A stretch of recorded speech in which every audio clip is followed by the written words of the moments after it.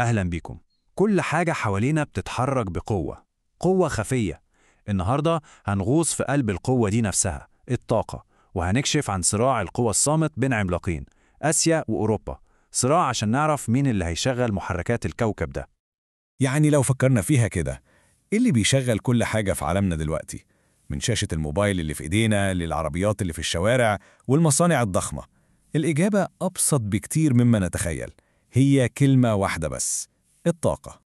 والقصة دي ليها بطلين عاملين زي وشين لعملة واحدة. من ناحية عندنا الوقود الأحفوري، القوة الجبارة اللي بنت العالم الصناعي بتاعنا، بس المشكلة إنها طاقة محدودة جاية من ماضي الأرض القديم قوي. والناحية التانية عندنا الطاقة المتجددة، ودي بقى نظيفة ما بتخلص وجاية من قلب الطبيعة. طيب يلا بينا نبدأ بالجزء الأول من الحكاية، عصر الوقود الأحفوري، أو زي ما بنقول الحرس القديم للطاقة في العالم. وأول بطل معانا في القصة دي هو الفحم. لعقود طويلة الفحم ده كان عامل زي الدم اللي بيجري في عروق العالم، هو المحرك اللي ولع الثورة الصناعية وبنى كل حاجة بنعرفها النهاردة. وهنا بقى تيجي المفاجأة، بصوا كده على الرقم ده. قارة آسيا لوحدها بتنتج 3/4 إنتاج الفحم في العالم كله، متخيلين؟ 75%. دي سيطرة شبه كاملة، خصوصا لما نعرف إن أوروبا كلها على بعضها بتنتج 6% بس. وده طبعا بيخلينا نسأل سؤال مهم قوي، ليه آسيا هي ملكة الفحم بلا منازع؟ إيه السر ورا الهيمنة دي كلها؟ الإجابة هنا ليها سببين أساسيين.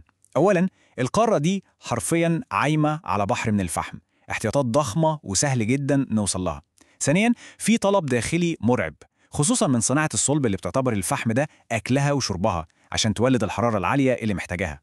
طيب دلوقتي خلينا نروح للاعب الأهم على الساحة النهاردة، البترول.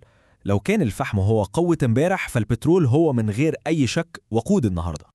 طيب ليه البترول مسيطر قوي كده النهاردة؟ ببساطة لأنه بيعمل كل حاجة، بيولد الكهرباء اللي منورة بيوتنا ومدننا، بيحرك شبكات النقل في العالم كله من عربيات لطيارات. ده غير إنه المادة الخام لكل حاجة تقريباً، من البلاستيك لحد الأدوية، وعشان كده تأثيره مش بس اقتصادي، لا ده بيرسم خريطة العلاقات بين الدول. بس استنوا، ظهر منافس قوي للبترول، الغاز الطبيعي.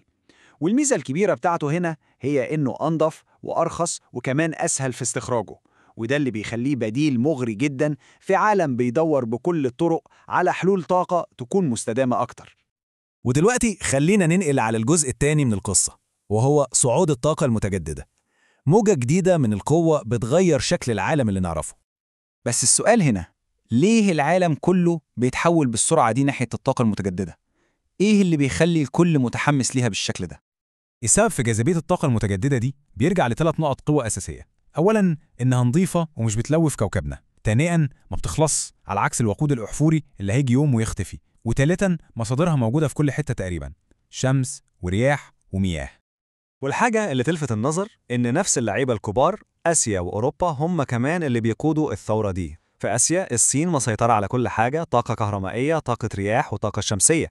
وفي أوروبا روسيا هي الأولى في الطاقة الكهربائية، وألمانيا بقى قائدة في مجالين الرياح والشمس. وعشان نتخيل حجم سيطرة آسيا في المجال ده بالذات، شوفوا الرقم ده: 50%. نص إنتاج الطاقة الكهرومائية في العالم كله بيجي من قارة واحدة بس، وده طبعاً بفضل أنهارها وأمطارها الكتيرة. لكن كل القوة دي ليها تمن، وتمن غالي كمان. في الجزء ده هنكشف عن التكاليف الخفية للطاقة والتحديات اللي بتفرضها على كوكبنا وعلى اقتصادنا. استخراج الطاقة وخصوصاً من المناجم عملية مليانة مشاكل. أولاً، بتطلع كميات مهولة من ثاني أكسيد الكربون. ثانياً، بتستخدم مواد كيماوية سامة ممكن تلوث الأنهار والمياه الجوفية بتاعتنا. ضيف على ده التكاليف المادية العالية جداً، وإننا بنستهلك موارد ما بتتجددش، يعني اللي بيروح ما بيرجعش. بس بما إن في مشاكل يبقى لازم يكون في حلول، وهنا بقى هنشوف إزاي العالم بيحاول يبني مستقبل أخضر عن طريق الابتكارات والحلول الجديدة. واحد من أهم الحلول دي هو مفهوم اسمه المناجم الخضراء. الموضوع ببساطة إنها مناجم بتستخدم تكنولوجيا حديثة وصديقة للبيئة عشان تقلل التلوث على قد ما تقدر وتضمن إن الموارد دي تفضل موجودة للأجيال اللي جاية. الطريق لمستقبل مستدام ليه خريطة طريق واضحة. أول خطوة نعيد تدوير المعادن اللي عندنا عشان نقلل الحفر والتعدين الجديد. تاني خطوة نلاقي بدائل جديدة ومبتكرة للمعادن النادرة. تالت خطوة نستخدم تكنولوجيا حديثة تقلل تأثيرنا على البيئة. ورابع وأهم خطوة، نعمل قوانين صارمة تحمي الموارد الغالية دي للمستقبل. والكلام ده مش مجرد كلام نظري وخلاص. يعني الاتحاد الأوروبي مثلا عمل قانون اسمه قانون المواد الخام الحرجة، والهدف منه زي ما القانون نفسه بيقول هو ضمان استدامة الموارد المعدنية للأجيال اللي جاية. وفي الآخر بنوصل للسؤال اللي بيلخص كل حاجة، ويمكن يكون ده أعظم تحدي بيواجه البشرية كلها: إزاي نشغل مستقبلنا من غير ما ندمره؟ يا ترى إحنا فعلا ماشيين على الطريق الصح؟ السؤال يستاهل مننا كلنا نقف عنده ونفكر.